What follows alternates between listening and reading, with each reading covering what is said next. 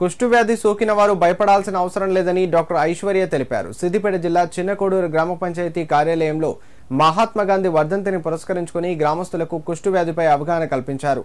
అనంతరం వారి చేత ప్రతిజ్ఞ చేయించారు. కుష్టు వ్యాధి ఒక సామాన్యమైన వ్యాధి అని, చర్మంపై గోధుమ వర్ణంలో మొద్దుబారిన మచ్చలు వస్తాయన్నారు. ఇవి గుర్తించిన వెంటనే ప్రభుత్వ ఆరోగ్య కేంద్రాల్లో ఉచిత చికిత్స పొందాలని ఆమె సూచించారు. ప్రారంభ దశలోనే గుర్తించి మందులు వాడితే అంగవైకల్యాన్ని అరికట్టవచ్చని తెలిపారు. చికిత్స కోసం రాష్ట్రంలో 10 కేంద్రాలు ఏర్పాటు చేసినట్లు తెలిపారు. ఈ కార్యక్రమంలో వైద్య సిబ్బంది పాల్గొన్నారు.